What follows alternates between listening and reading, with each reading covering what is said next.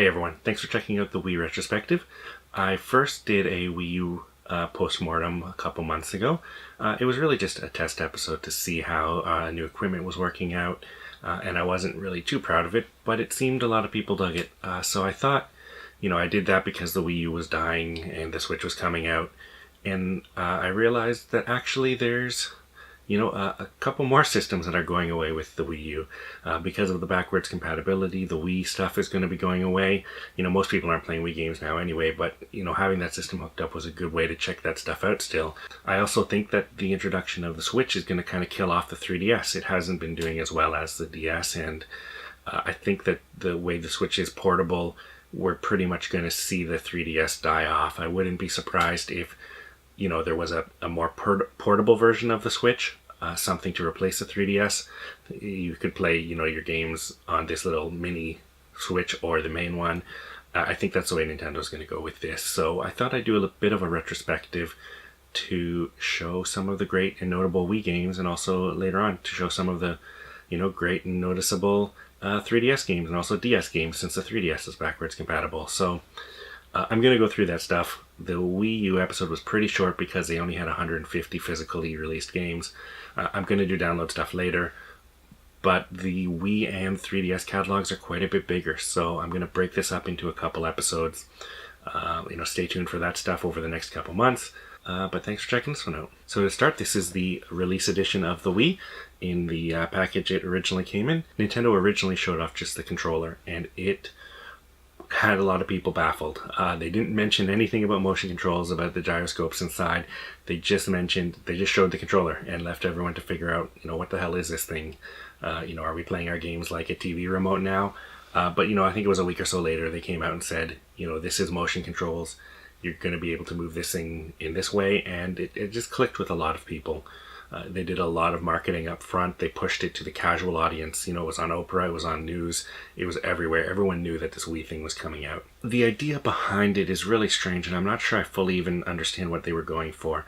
While the competitors were going for things like media centers, this all-in-one kind of media box that you could watch your movies on and play games, and, Nintendo completely ignored that angle. They didn't care about DVDs. The system doesn't even play DVDs. They didn't care about Blu-ray. They didn't care about, letting people watch services. I think they may have been the last to get Netflix and things like that.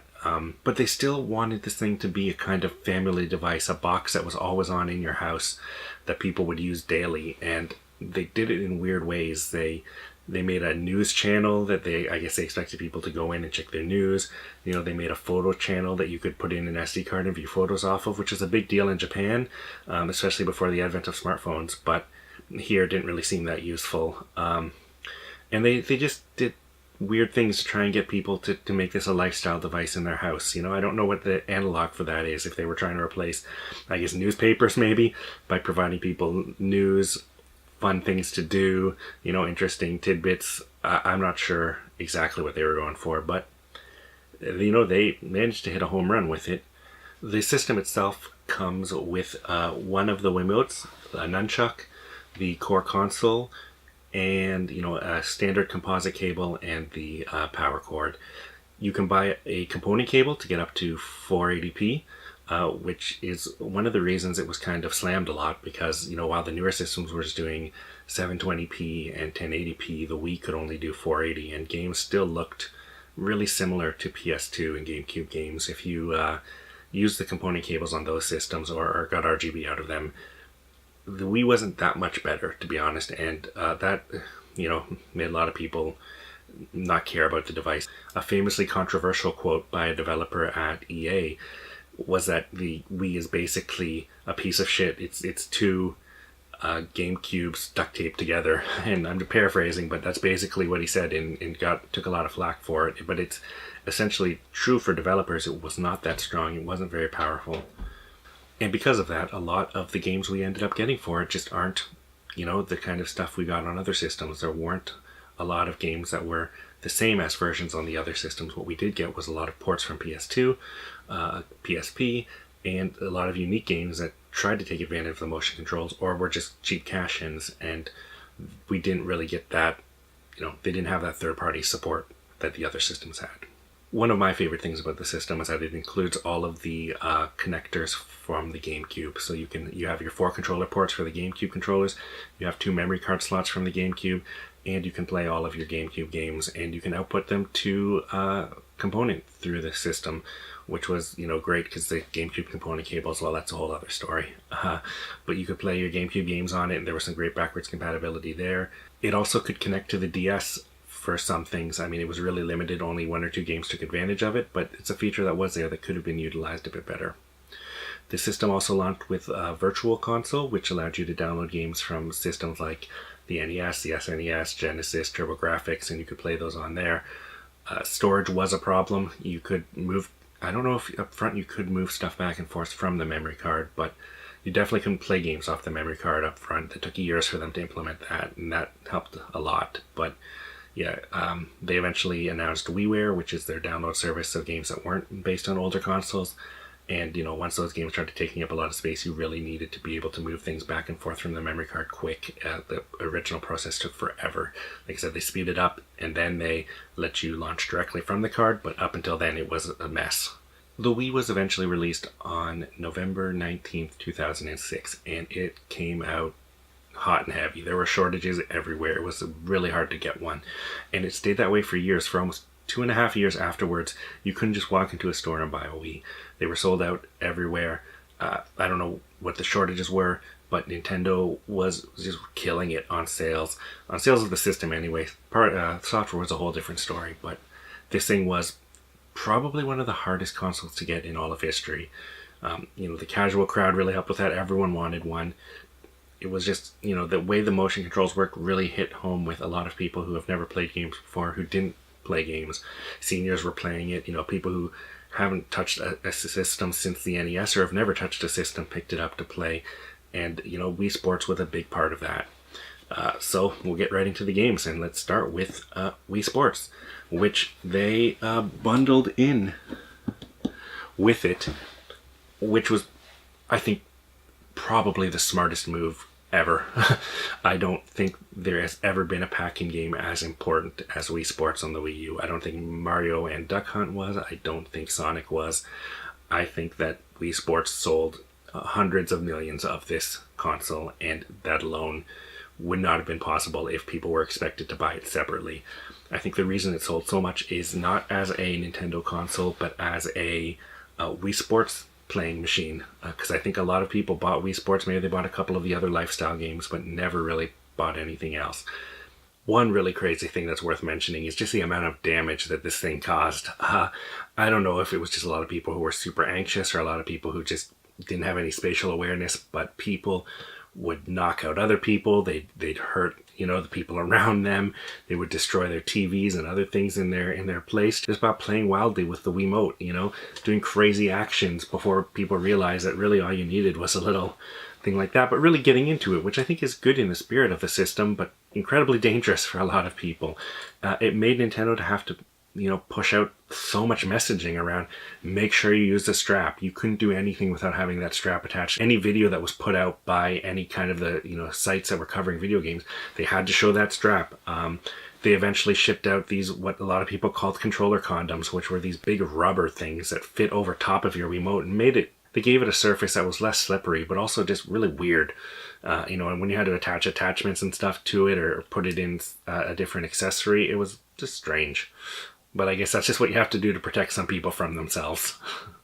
So I can't imagine you've never played Wii Sports, but if it's a bit before your time, it is a series of sports games. There's boxing, there's tennis, baseball, bowling, and they all play really simple. They play with the motion controls, and it's really intuitive. It's a lot more basic than it appears, but it works really well, and everyone can get into it, and it's a great showpiece for the machine and the hardware. The next game that I'm going to talk about is, I think, the huge selling point for hardcore fans, which is Legend of Zelda Twilight Princess. So a lot of people were waiting for this game for GameCube.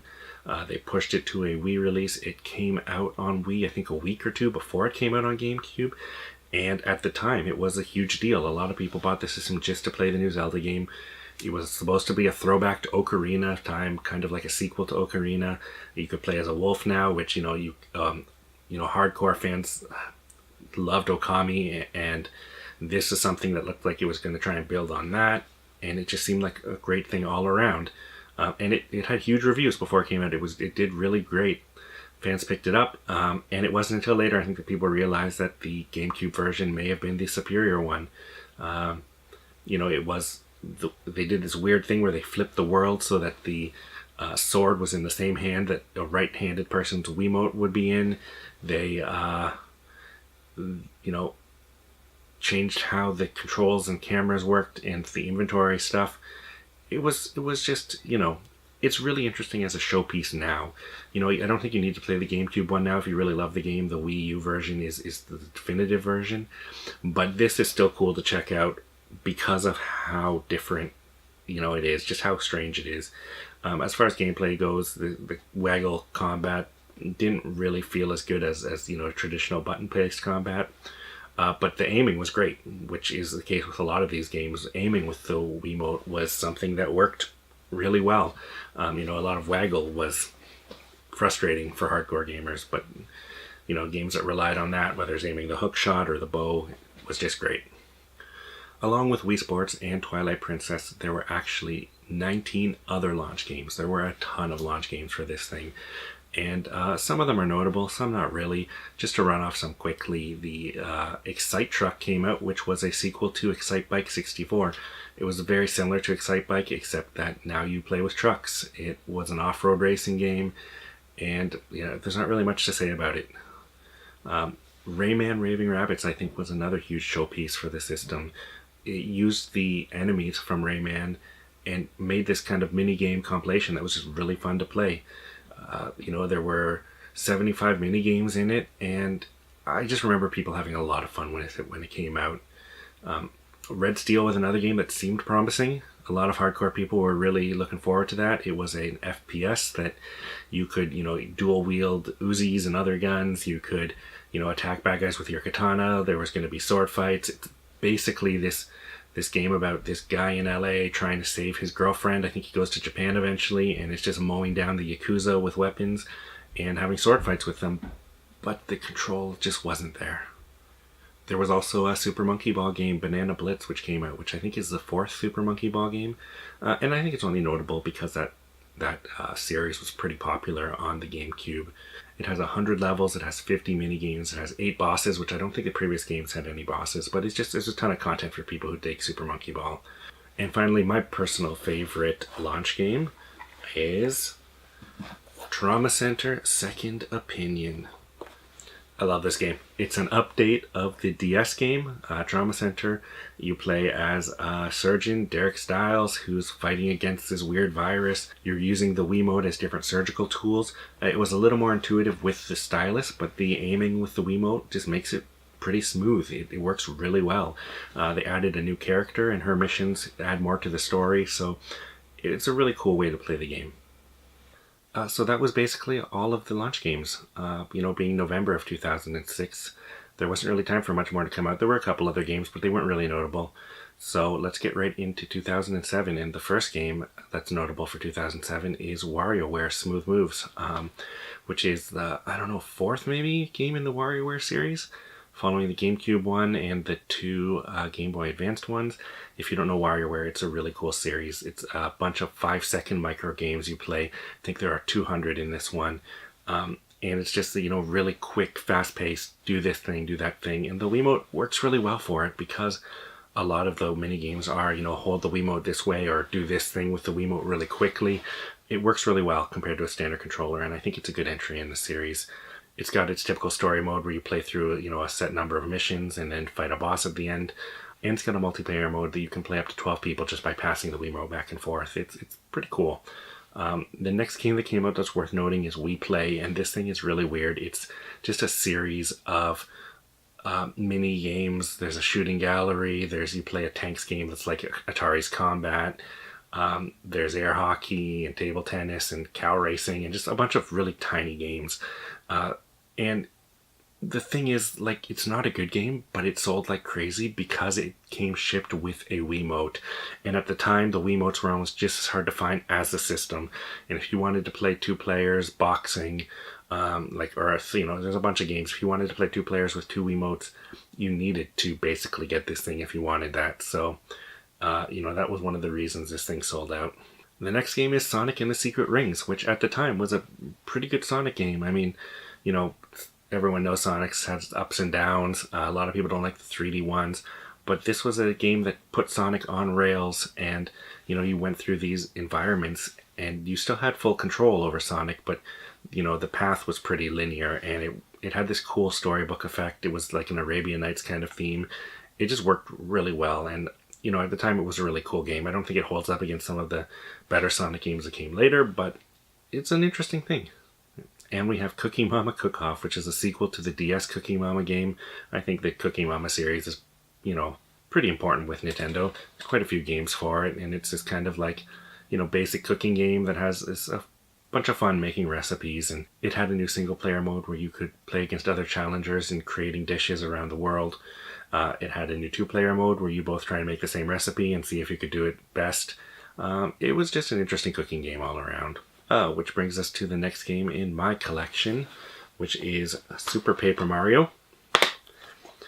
Not a great Paper Mario game, but a really interesting one. This was a pretty interesting time for the series because, you had Mario RPG for the SNES, which was huge. You had the Paper Mario for 64, which, it invented the style of Paper Mario, but still kind of stuck to those SNES mechanics. And then you had the Thousand Year Door for GameCube, which did the same thing. And around the same time, the Mario and Luigi games for portable systems were really picking up, and they were doing really well. And I think there was a kind of confusion about, well, Paper Mario and Mario and Luigi, they're both so similar. They're both RPGs, and they both use this kind of cartoony Mario style, so how can we differentiate? And what they ended up doing was letting Mario and Luigi be the kind of true RPG series and trying to make Super Paper Mario, or Paper Mario, the more casual adventure games. And so they went completely in a different direction with this one. Instead of being RPG, it is a kind of a traditional Mario platformer with this mechanic where you could switch the world to 3D and find some hidden items and go into the background a little bit. But for the most part, it was a full-on like action game. There were some really basic stat stuff, but for the most part, it was just getting through levels. The writing is still really good. The writing in these games, both Paper Mario and Mario and Luigi, have both been way better than the main Mario games. They actually take care to tell an interesting story. They develop some really funny characters.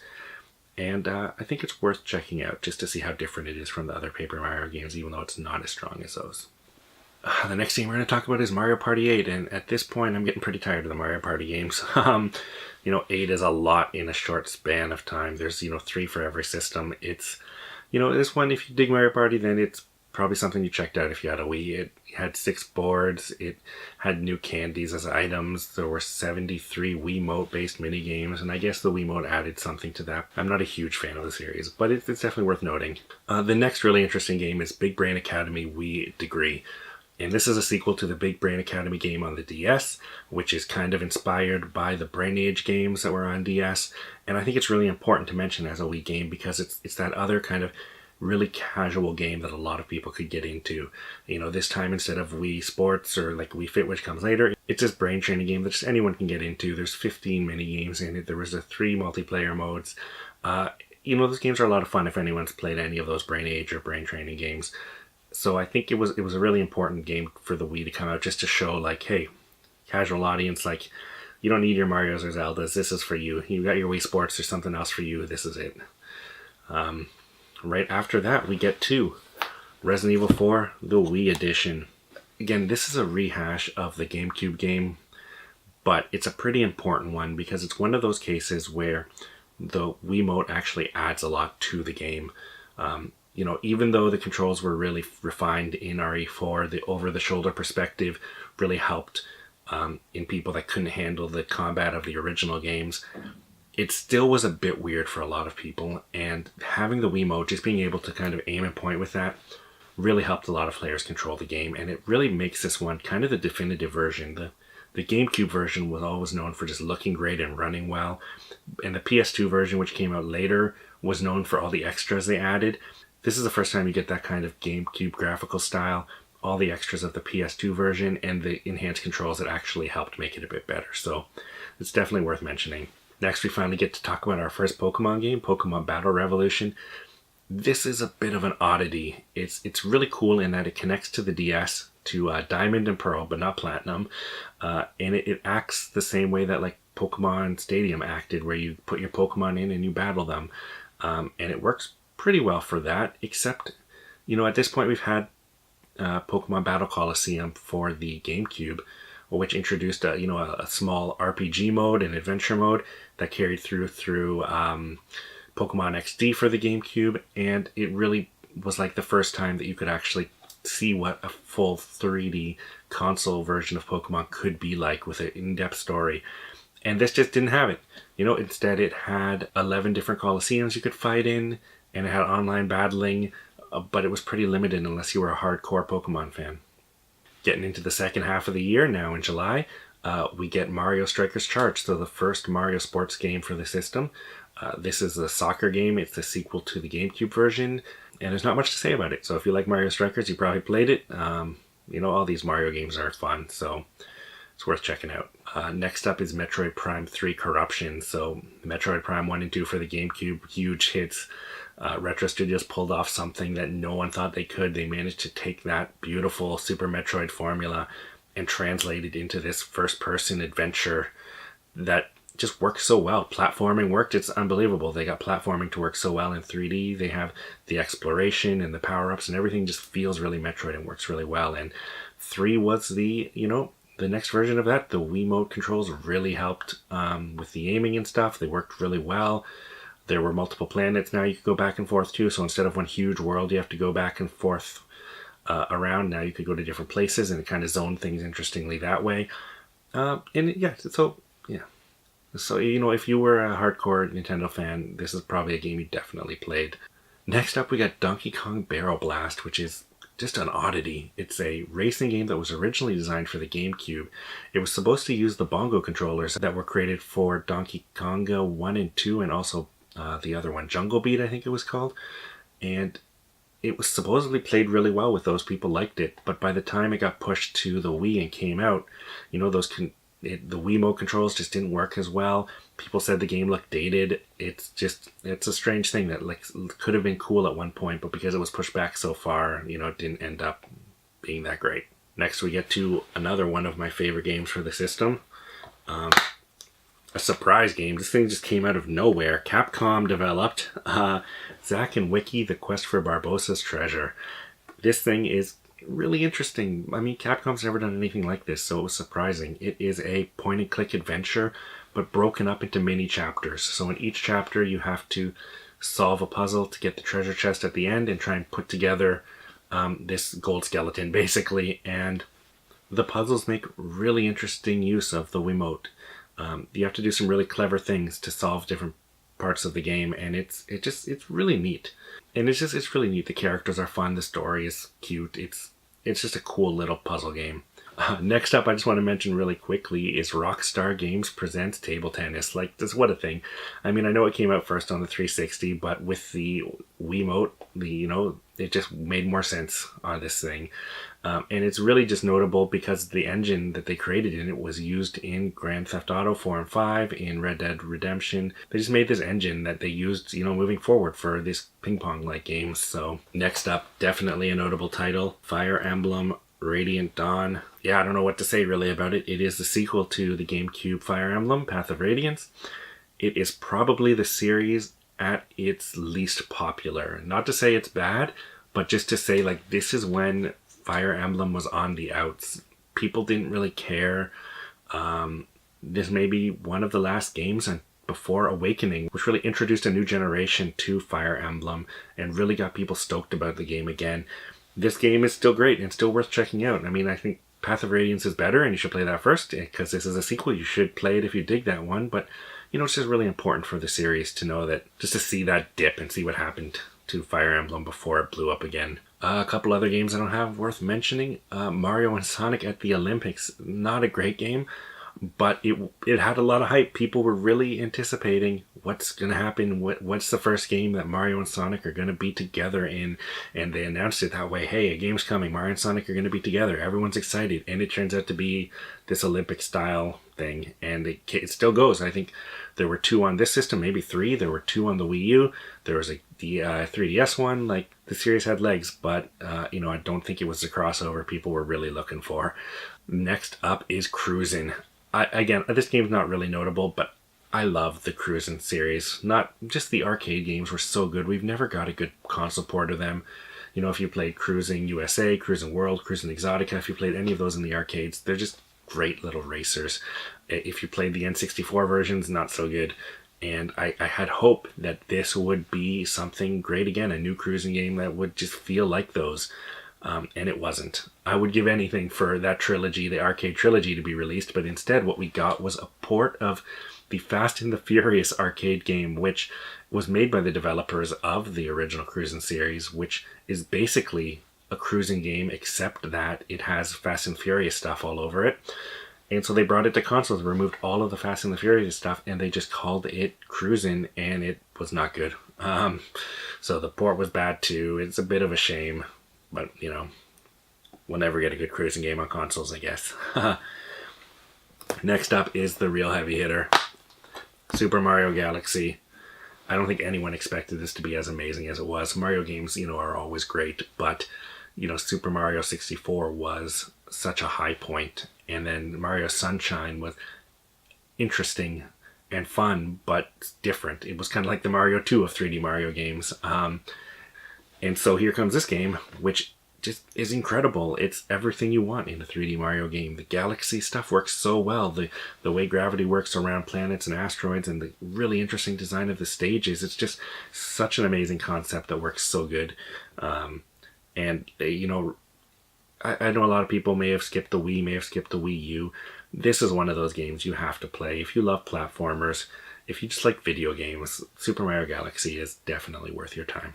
Next up we got Geometry Wars Galaxies, which is really notable just because I'm amazed it came out on Nintendo machines. It came out on Wii, it came out on DS, and it's this weird port of the minigame that came with Project Gotham Racing that has an adventure mode, or a campaign mode. It's just a series of missions, but it's still nicely put together.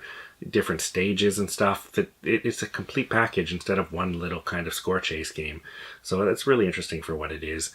And then after that, we have Raving Rabbids 2, which, the Rayman Raving Rabbids 1 was such a big success for the Wii. 2 came out, it has 54 new mini-games. Wii mini-games were just all over the place. There were so many trash mini-game collections for Wii, no one cared anymore. And even though these were, a bit above par, people were just tired of it. So, it didn't quite get the, attention the first game did. But it's still notable for, being the sequel to the game that really invented that minigame formula for the Wii anyway. Next up is Resident Evil: The Umbrella Chronicles. It's a rail shooter. It's not an amazing rail shooter, but it is. I love Resident Evil, and so I'll play anything that's Resident Evil. You can use the zapper, you can use the nunchuck and the Wiimote, you can use a couple other, gun accessories, and just none of them really worked well. Mostly because there's some interactive stuff you need to do, and you need to be able to reach that top button, which when it's in a gun holster, it just doesn't work. There's a bunch of interesting stuff in it, though. You can choose different paths, you can find items hidden in the environment, you can, earn stars to level up your weapons after each mission. There's a ton of missions based on Resident Evil 1, 0, 3, and there's a couple special missions where you just play as Wesker behind the scenes, and it's a cool little collection for people who have played all those Resident Evil games to see this updated take on them. Just a week after that comes out, we get Link Crossbow's Training, which I have, I'm just not sure where it is. It's a weird little Zelda thing. It ships with the Wii Zapper, which is something I mentioned during that Resident Evil game, which is just a plastic shell that you plug your nunchuck in the back, you plug your Wiimote up front, and then you can kind of use it like this. And this crossbow training game just had you play Link with this crossbow going through a bunch of just different shooting gallery levels, and it was exactly what it sounds like. Continuing the shooting gallery thing, I just want to mention Ghost Squad. It's a port of Sega's arcade rail shooter. Again, nothing too special. The like-and shooter has kind of died in the last couple of years. The Wii's controlled, unique controls really made them work on the machine in a way they didn't work on other machines. Time Crisis 4 came out for PS3, but you need a whole crazy setup to make that work. The new TVs didn't work with all the great like-and shooters that came out for, PS2, so it's really cool to see that so many arcade games were getting ported to the Wii. I don't know why Ghost Squad, that's a weird one to me. I would much rather have something like Virtual Cop 3, but whatever. I guess we take what we can get. Next up is Soul Calibur Legends, which, it was basically Namco's apology for not being able to bring Soul Calibur over to the Wii. Soul Calibur 4 was hitting big on the other machines. Legends was this weird third-person action game, kind of brawler, where you played as a couple of the different characters from the series. Most of them from Soul Calibur, but one from Tales of Symphonia for some reason. The story is really interesting here. If you're big into Soul Calibur, it shows the story of how Siegfried transforms into Nightmare, which is kind of neat to see, but again, it's just not that great of a game. Next up, another title in one of my favorite series, Trauma Center New Blood. So unlike the other one, which was a port, we didn't get a port of Trauma Center 2, which I don't even know if it was out by now. That might be why. Instead, we get this brand new Trauma Center. It's a whole new story. It takes place years after Trauma Center 2. You play as two new doctors. You're fighting this new man-made virus called Stigma. It's a really cool story. It works really well. It's just like the other game. It's just really cool to play through these kind of surgical missions. The last notable title for 2007 is Knight's Journey of Dreams. Mostly notable because it is a sequel to the cult hit for the Saturn, Nights into Dreams. It's this really crazy cool game that by Sonic Team, where you play as this jester who's flying through the levels, but you're kind of on rails. You're basically flying around the levels trying to power up your character so you get strong enough to fight the boss. There's different persona masks you can wear, which lets you do different abilities, which are a cool way to kind of enhance the game. There's 2 multiplayer modes, speed and battle mode, so that's kind of cool. And there's the dream creature raising mode, which is similar to the A-Life mode from the original game, which, is similar to the Chow mode from Sonic Adventures. All in all, the game didn't do that well. I think they felt like it didn't live up to the original Knights, and it doesn't. But it's neat that they gave it another try, right? At this point, Sega, I'm happy with them trying to bring back some of their old franchises. I'm sorry it didn't work, but, it's still interesting.